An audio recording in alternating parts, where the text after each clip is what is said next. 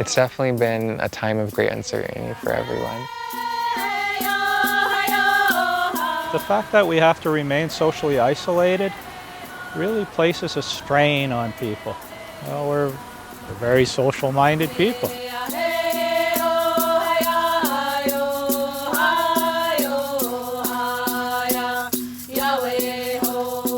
First going into this pandemic, I was totally uninformed, honestly. I didn't know anything about what was going on until it really actually happened. I think that the pandemic has really made me realize, that human interaction is really important. I've been at home most of the time. I've only been going out maybe once or twice a month. I didn't want to go out into the cold, cruel world. I wanted to stay inside where I felt I was safe. Sometimes it's not just about you, it's about your community, it's about your family. And if your family are immune compromised or have health issues, then absolutely you need to protect them and protect yourself. The Creator has a plan for me, and I know whatever I go through is part of His plan, that I'm going through things for a reason, and that I believe that at the end, that there is a good thing waiting for me at the end. My parents would go grocery shopping, would come back, and I'd make sure to clean everything because I had to see it for myself. Everything was being cleaned. And that just got in my head and started just making me very overwhelmed and overanalyzing everything. And that's when I started seeking counseling because I was like, this is getting way too out of hand. Definitely mental health. It really took a toll on especially self-isolation. Really get to thinking, you get in your head, it's a big mess. It's hard to say to someone that's in their fear, it's not real, but it is real. And their fear is valid. And everyone, whether they're young or old, they all have it. I think the biggest impact has just been how it's affected the pace of life. I found before pre-pandemic, everything was felt we were always going somewhere and doing something and meeting someone, or after work, you were rushing out to go to the mall or to the movies or out to eat. And then all of a sudden we didn't do any of that anymore. And there was those moments where it was oh, all I want to do is do that. But then there was these moments of clarity where you were like, hey, this is really nice. You were able to rest a bit more and rest your soul and rest your mind. And I found that to be a huge, huge impact. There was those really positive moments of clarity where I realized, you don't have to be doing that anymore. It wasn't actually a need that fulfilled your life. It was just something you did. And now you realize you don't have to do all that and you're still just as happy.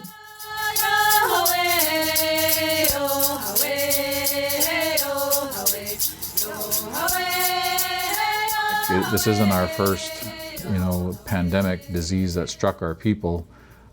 We've been through many of them since colonization. We had smallpox, we had influenza. Those took many, many lives. It's documented that we lost upwards of 3/4 of our population. So I think about that. Could you imagine losing 7 out of every 10 people in our community? And the effects that would be, on our families, on our clans, on our knowledge. We've survived. We've survived so much, We're still here. I can still say, I'm Mohawk, I'm Turtle Clan, I'm from Tyendinaga, and that's because of our ancestors, and it's because they persevered. And sometimes that's what we need to do is we just need to persevere, and know that it will get better. They talked about a time when there would be a great sickness that would come upon the earth. And I don't know, are we in that time now? We've been shut down with COVID for over a year and a half, and it's not over yet. Is this the one they talked about, or is there something else to come? You have to respect this pandemic. It is now the ruler of the world, and you have to slow down and respect that. I chose to get vaccinated because I thought it was a great choice. One, for me, to ease a lot of my own anxiety about what was happening in the world. But two, I really wanted to protect my other family members, people who maybe vulnerable. I want it to be able to see people that I love and care about. Well, first of all, I want to stay alive. I want to stay as healthy as I can be for somebody my age. I want to not spread the COVID virus infection. And so I think everybody has an individual responsibility to do their part to keep not only themselves but their family and their community safe.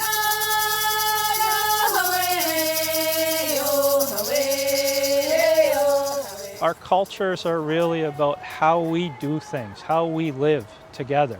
It's about how we relate to one another. It's not something you can kind of separate and put away. It's always that part of you, and it does eventually change the way you look at the world. It changes the way you look at yourself and how you relate to the world and your place in it.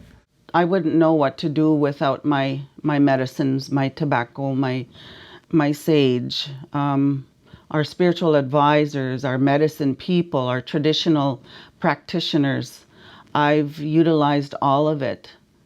Going through these hard times and like feeling less connected, my dad has reminded me to smudge a few times when I felt like too overwhelmed and not myself.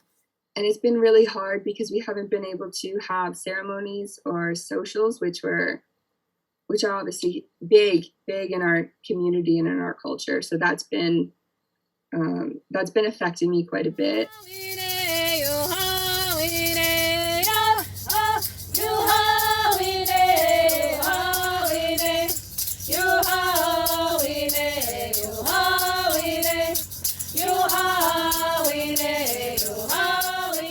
I think getting out on the land, getting back to land-based activity, culturally appropriate activities on the land, I don't think you can beat that. Yes, there is a pandemic, and yes, it is affecting us as human beings, but the trees are continuing to grow, and the birds are continuing to sing, and the wind is continuing to blow, and all the things that Sungwayat Dizon gave us and put in place at the beginning of time are continuing to fulfill their responsibilities. What's happening is happening to teach us a lesson that maybe we aren't fully aware of yet, but it makes me think about the very beginning of the pandemic when most of the world was shut down and we immediately saw things in nature coming back to life. Things happening in such a short period of time, what was it, like 30 days? And it just tells me that that's what we're supposed to be doing, and we need to let that happen and take that as a message to all of us. And we have to stop tearing it apart and start trying to rebuild and reclaim what we were supposed to be looking after all these years. I think that's the truth right there. That's why it's happening. I think that it's a way of healing for our Mother the Earth, and it's a way of having people know this is really what we need to deal with, is that in our teachings they say that we only borrow the earth from our children, and you got to think about 7 generations ahead. But then you got to realize we are the end result of the 7th generation. So we always have to recognize those cycles. But I think that this must have been what was needed and required. We all have one mother in our families, our nucleus, our family. We have one mother, but humanity also has only one mother, and that's Mother Earth. If we don't take care of her, she can't take care of us. This is a great opportunity for people to acknowledge all the harm that's been done to Mother Earth, to acknowledge that that there is a reckoning and that the climate crisis is real, and that we have to step up and fight it. And same with all these other crises like the pandemic, like the opioid crisis, like the housing crisis. I'm really hoping that people will come out of this pandemic with initiative and with a kind of a spunk to get something done.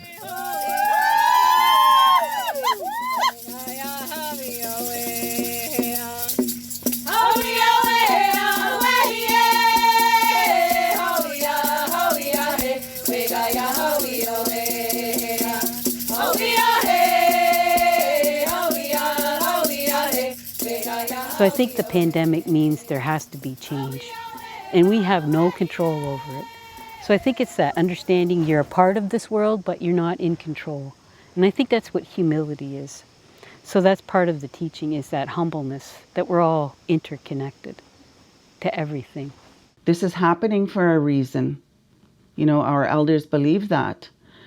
And to slow down and just to be grateful every day for waking up, for the beauty of the land and Mother Earth and all of that good stuff that the Creator has created for us.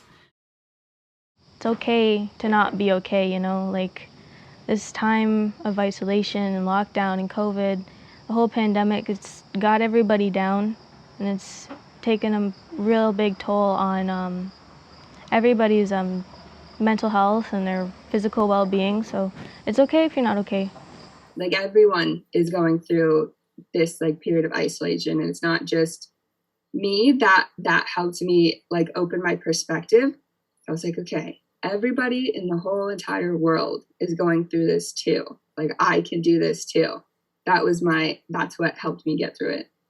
And it's always easier to get through anything when you have someone there right beside you. We're given this time to be able to explore our interests and be able to figure out where we're supposed to be in this life. Everything has a spirit, and so have a conversation with that spirit and, you know, do what you can do for yourself. I'm a completely different person from when like this pandemic started to where I am now, and the many different things that I want to be able to do. And whatever they experience today will shape what they think and see about in the future. And our strength, of course, lies in our identity and those gifts that we've been given. The values we've been given around how we treat one another in a good way. You know, our languages, our medicines, our songs, all our rituals, they're all critical for us. I want to encourage youth to be hopeful, going through this pandemic, and being responsible, not just for yourself, but for their community too. We have to think about the lives of our elders, the lives of our children, and everybody, the community. We're all in this together, even though we're apart. Be the magnificent human beings you are meant to be. The elders or the ancestors would say, you tough it out, you ride it out.